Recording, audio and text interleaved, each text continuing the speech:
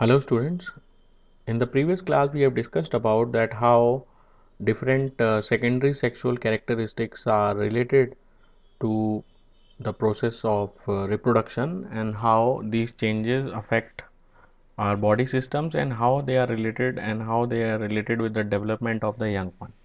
So in today's class we are going to start the male reproductive system. So we are going to study the different parts of the male reproductive system, and then we will see how it produces gametes and how the gametes are transferred, because the male gametes are to be transferred in the female reproductive tract, then only the fertilization will take place, because fertilization has to take place inside the body of female.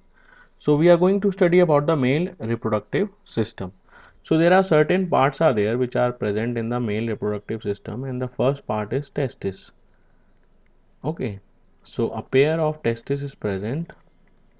Okay, and this is the primary reproductive organ that we are going to see details in later on. And then we have a duct system, or the system of interconnected tubes which carry the male gametes from the testis to outside. And then we have the copulatory organ called as penis, which helps in transfer of the gametes. And then we have accessory glands. Okay, now what is the function of accessory glands is to give nourishment to the sperm, as well as it also helps in transportation of sperm. So basically there are three accessory glands are there, but in your NCERT only two is given. So number one is prostate gland,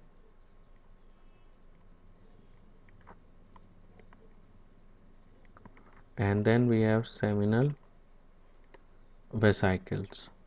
So these are the two glands given here. You can see seminal vesicle, and then we have the prostate gland is there. This is the prostate gland. So this is the prostate gland, you can see here, and then we have seminal vesicle. This is the, and then we have a third gland also. This is the third gland, and this is called as Copper's gland. Copper's gland, or it is also called as bulbourethral gland. Copper's gland or bulbourethral gland.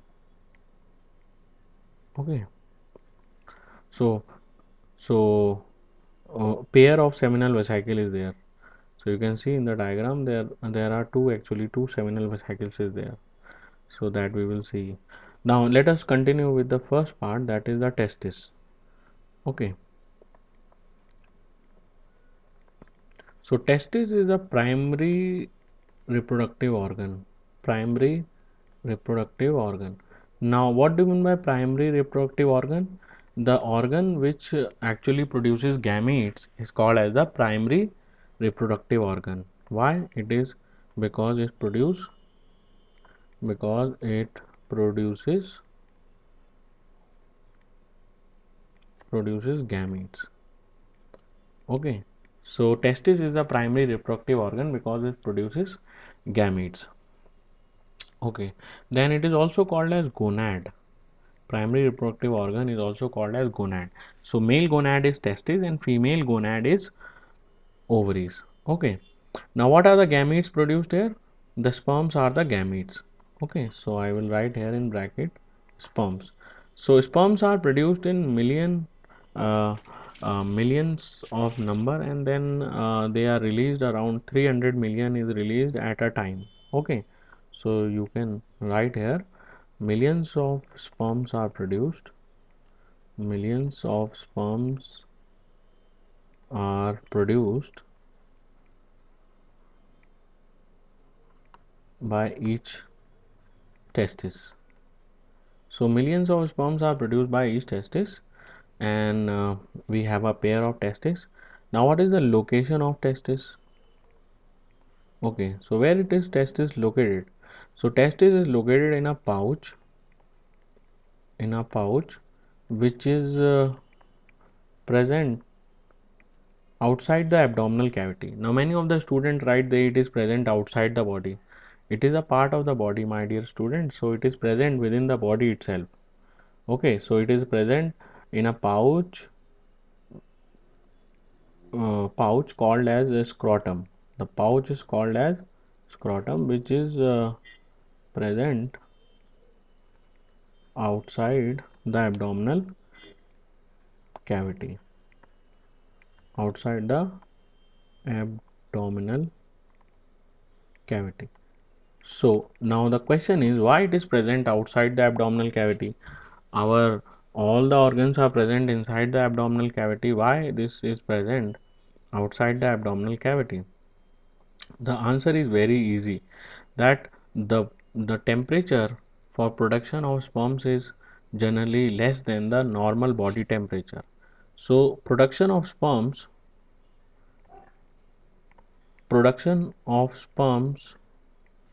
require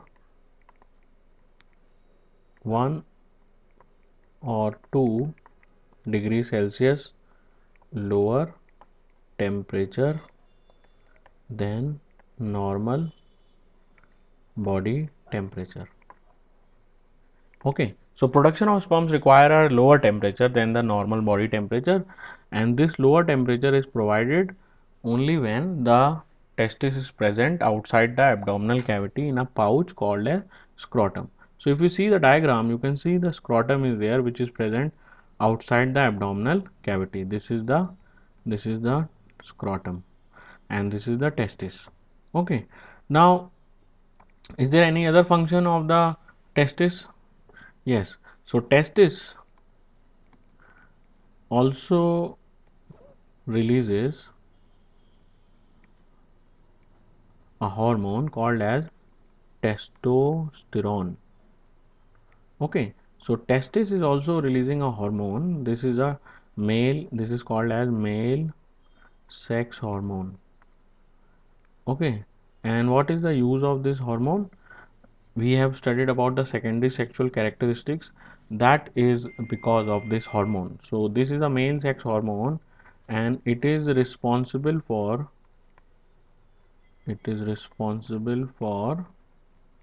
secondary sexual characteristics in males. Okay, so this is the actual function of the testosterone, and it is also responsible for production of sperms. Okay, so this is the first function, and the other function is it helps in production of sperms. It helps in production of sperms. So testis is also working like a endocrine gland, because the endocrine glands releases hormones. Okay, so the testis is working like a endocrine gland. It also working like a primary sex organ or primary reproductive organ, which produces gametes, and it also produces testosterone hormone, which is responsible for development of these characteristics, secondary sexual characteristics, and also helps in the production of sperms. Now let us talk about the second part, and before we move on to the second part, let me tell you the structure of sperms. So let me explain you the structure of sperms, then we will move to the next part. So sperm is actually elongated in shape. So sperm is a single cell. First you should know that sperm is a sperm is a single cell. Okay, now you know every cell is covered by a plasma membrane. So sperm is also covered by a plasma membrane, but as you have learned that cells are generally spherical in shape, but the sperm is not spherical in shape, it is elongated in shape. So if we talk about the shape of the sperm, it is elongated, and we can see a clear structure is there, like spoon shaped structure is there, and this is called as head. And then we have a small neck is there, and then we have a structure called as middle piece, and then we have long, elongated, narrow tail. So these are the important parts of the sperm. So head contains the nucleus, and nucleus contain DNA, or we can say chromosomes. Okay, so how many chromosomes are there in the nucleus of the sperm? Half the number of the normal chromosome. Means if we have 46 chromosome, then the nucleus only have 23 chromosomes.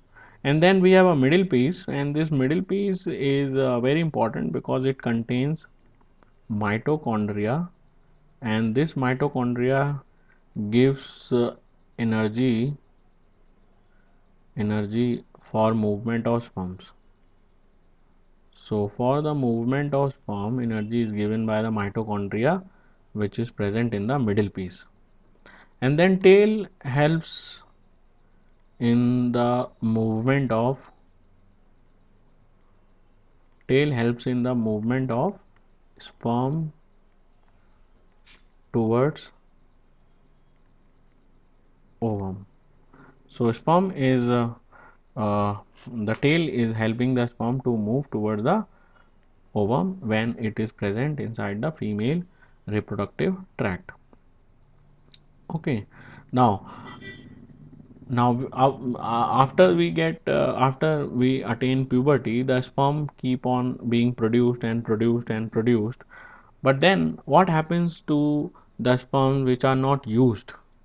Okay, now basically they have, in our body every cell has a lifespan. So sperms also have a lifespan, and they also die after a certain time period, and the new sperms are produced.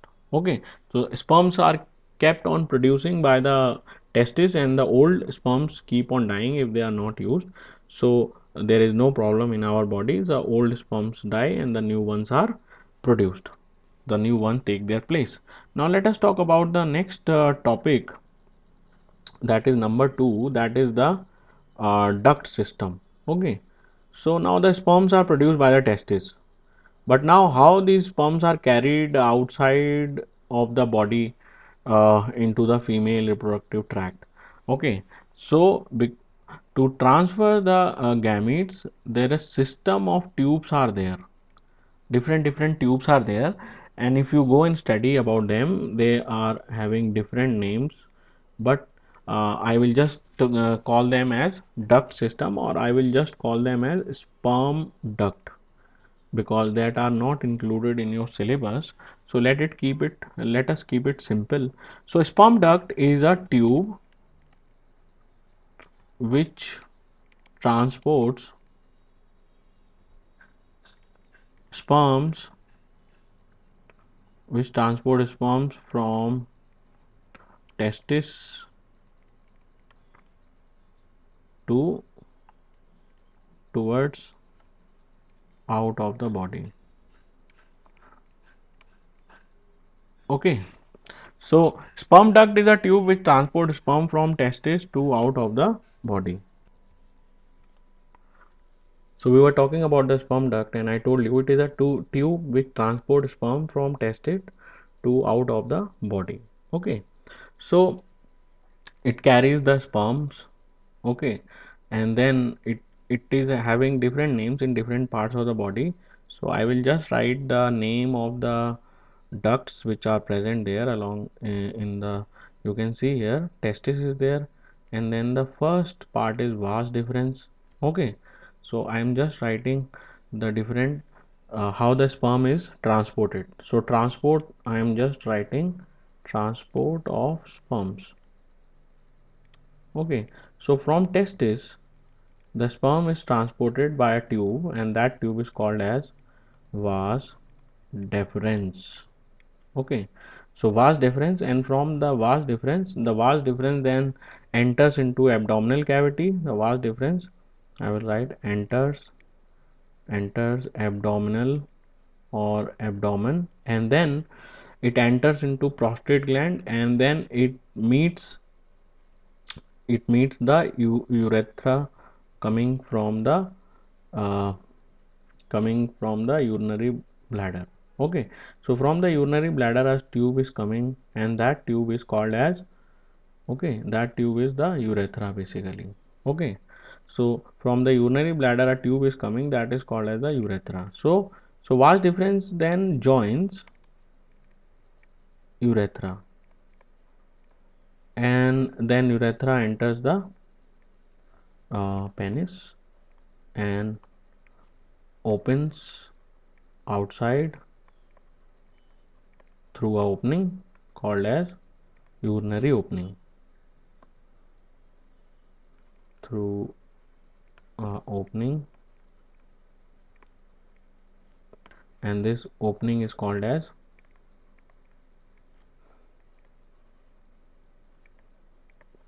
urinary opening. So I hope you have understood how the sperm is transported. So from the testis the sperm is transported by a tube called as vas deferens, and from the vas deferens, then vas deferens enters the abdomen and then joins the urethra.